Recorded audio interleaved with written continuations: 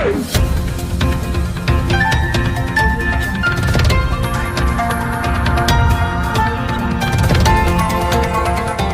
देख रहे हैं मगरा न्यूज राजस्थान, खबरें सबसे तेज। देश में पिछले 24 घंटों में 55,000 से ज्यादा नए कोरोना के मामले आए हैं सामने। भारत में आंकड़ा पहुंचा 27 लाख के पार।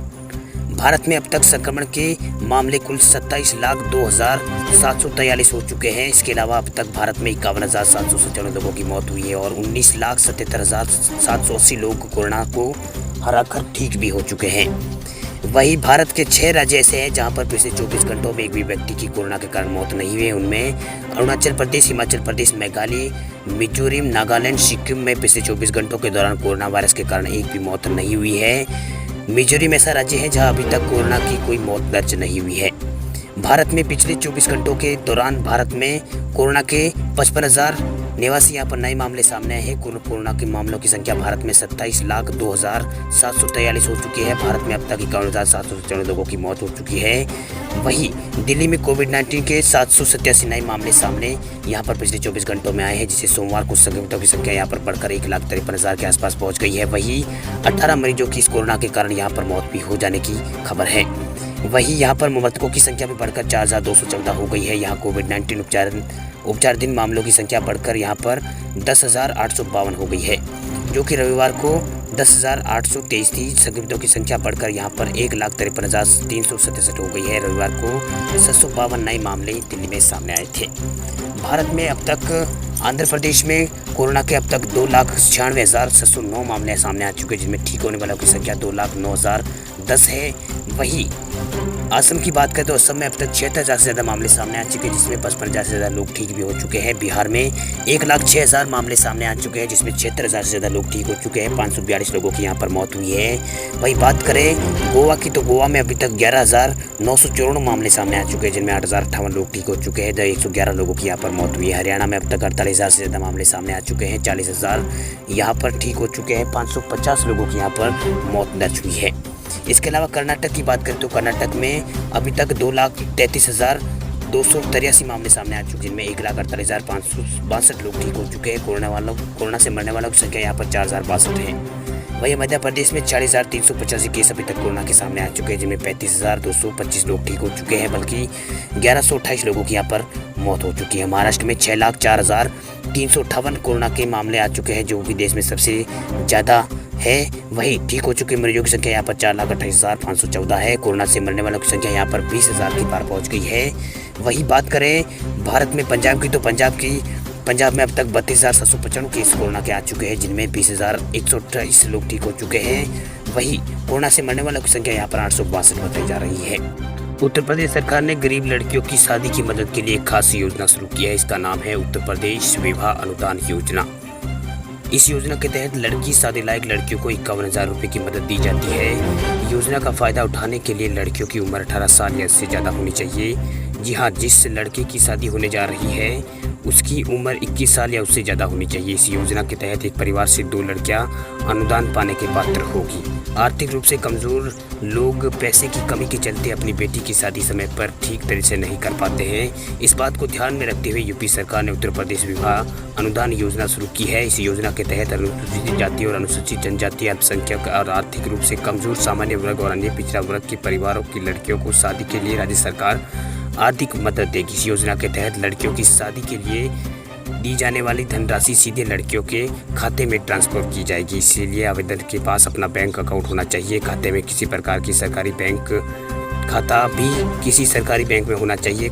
बैंक खाता आधार कार्ड से यहाँ पर जरूरी से जुड़ना होना चाहिए। भाई सरकार द्वारा दिए जाने वाले इस पैसे को तभी निकाला जा सकता है जब बेटी की शादी हो। यूपी विवाह अनुदान योजना के तहत आवेदन शादी के 90 दिन पहले या फिर 90 दिन बाद तक किया जा सकता है। इस योजना में के तहत लड़कियों को अनुदान के साथ साथ चिकित्सा सुविधा भी प्रदान की जाएगी। वही विवाह अनुदान योजना की जो लाभ है वो इस प्रकार है। इस योजना में लाभ गरीब परिवार की बेटियों को प्रदान किया जाएगा। योजना के तहत अनुसूचित जाति, अनुसूचित जनजाति और आर्थिक रूप से कमजोर वर्ग और सामान्य वर्ग और अन्य पिछड़ा वर्ग की लड़कियों की इसके साथ ही मदद की जाती है। वही योजना यूपी के मूल निवासियों के लिए है। ग्रामीण इलाकों के परिवार की आमदनी 40,080 रुपये और शहरी परिवार की सालाना आय 56,000 रुपये होनी चाहिए। इस योजना में शादी के समय लड़की की आयु 18 साल और लड़के की आयु 21 साल होना आवश्यक है। इस योजना का फायदा लेने वाले परिवारों के पास आधार कार्ड, जाति प्रमाण पत्र, आय प्रमाण पत्र, आवेदक की पहचान पत्र और बैंक खाता, मोबाइल नंबर और निवास प्रमाण पत्र, आवेदक की शादी का प्रमाण पत्र और पासपोर्ट साइज फोटो की जरूरत होती है। अमेज़न को टक्कर देने के लिए सरकार ने लॉन्च किया स्वदेशी बाजार।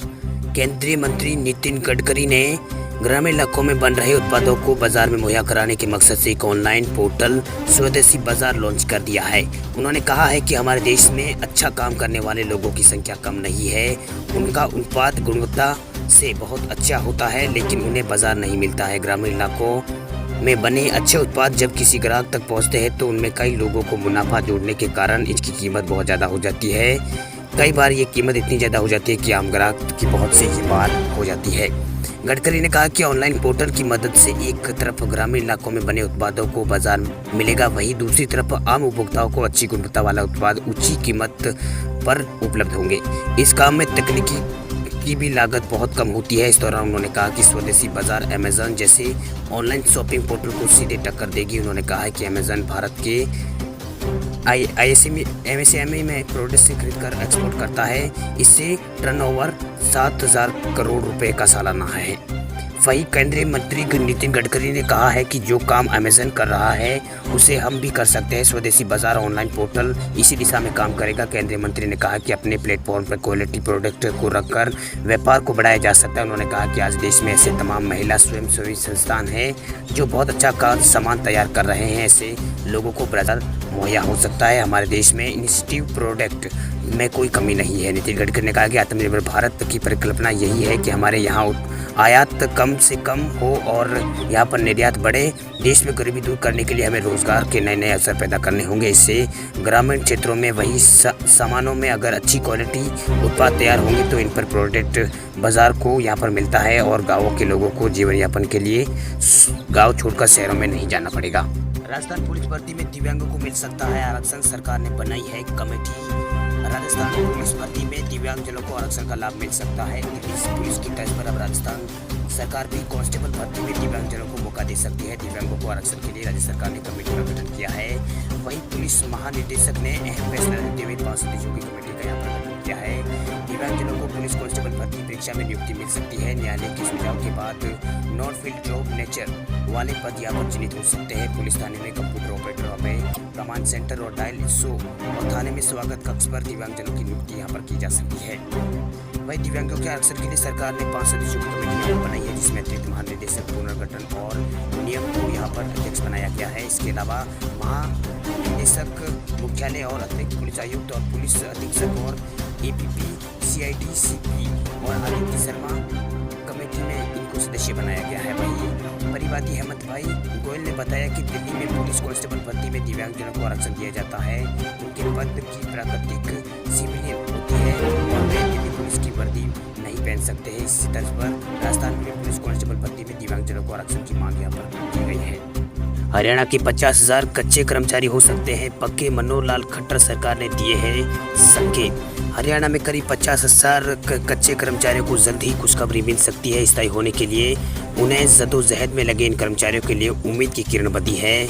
इन कर्मचारियों को हरियाणा सरकार स्थायी कर सकती है। पंजाब एवं हरियाणा हाईकोर्ट सहित विभिन्न अदालतों में याचिका लगाने वाले स्वीकृत पदों पर काम कर रहे इन कर्मचारियों पर पूरा ब्यौरा सरकार ने तलब किया है। सेवाओं में नियमितीकरण को लेकर अदालतों में निलंबित केसों पर मंथन के लिए बुधवार को संबंधित विभागाध्यक्ष की बैठक बुलाई गई है। इसमें रिपोर्ट महाधिवक्ता यानी एडवोकेट जनरल को दी जाएगी। सामान्य प्रशासन विभाग के प्रधान सचिव ने उन सभी विभागों को बैठक में शामिल होने के निर्देश दिए हैं जिन महकमों से जुड़े सेवाकर्मी नियमितीकरण के मामले में अदालत में निलंबित है। वहीं हरियाणा सचिवालय की चौथी मंजिल पर बुधवार को सुबह 11 बजे होने वाली इस अहम बैठक में सभी विभाग के कच्चे कर्मचारी की सूची तैयार की जाएगी और जो पक्की नौकरी के दावेदार हैं। वहीं विभिन्न सरकारी विभाग, बोर्ड, निगमों द्वारा अन्य सरकारी संस्थाओं में आउटसोर्सिंग और पार्ट 2 पॉलिसी के तहत लगे कर्मचारियों को समान काम के बदले समान वेतन देने के आदेश सरकार पहले ही जारी कर चुकी है। पक्के कर्मचारियों को समान मूल वेतन के साथ साथ उन्हें 6 महीने के बाद महंगाई भत्ता देने की व्यवस्था भी की गई है। गौरतलब है कि शिक्षा विभाग के कच्चे कर्मचारी व शिक्षकों को हाईकोर्ट पहले ही राहत दे चुका है। शिक्षा विभाग में स्वीकृत पदों पर 10 साल से काम कर रहे कच्चे कर्मचारियों को पक्का करने के लिए हाईकोर्ट ने अप्रैल के अंत में आदेश जारी कर दिए थे। इस मामले में वर्ष 2007 में लगे पार्ट टाइम कर्मचारियों ने हाईकोर्ट में याचिका लगाकर खुद को पक्का करने की मांग यहां पर की थी। वहीं सरकार कर्मचारियों को अब तनख्वाह मिलने पर लेट लेदापी नहीं होगी। पंचकुला और चंडीगढ़ स्थित ट्रेजर ई वाउचर से सैलरी देने का प्रयोग यहां पर सफल रहा है। इसके बाद वित्त सचिव ने पूरे प्रदेश के सभी महकमों में ई वाउचर के जरिए तनख्वाह जारी करने के निर्देश जारी किए हैं। वहीं सितंबर में दी जाने वाली अगस्त की सैलरी ई वाउचर के जरिए खातों में आएगी। फिजिकल वाउचर के जरिए भेजा गया कोई भी बिल पास नहीं होगा। वहीं डिजिटल वाउचर से भुगतान के लिए सभी निस्तारण अधिकारियों को ऑटोमेटिकली टोकन नंबर दिए जाएंगे। डिजिटल हस्ताक्षर से वे सैलरी जारी कर सकेंगे। वहीं सरकारी और सरकार से सहायता प्राप्त कॉलेजों में लगे दिव्यांग और गंभीर बीमारियों से पीड़ित कर्मचारी और गर्भवती महिला एक महीने तक घर पर रहकर काम कर सकेंगे। वहीं कोरोना से बचाव के लिए प्रदेश के सरकार के निर्देश अनुसार उच्च स्तर शिक्षा निदेशक ने यह छूट जारी की है।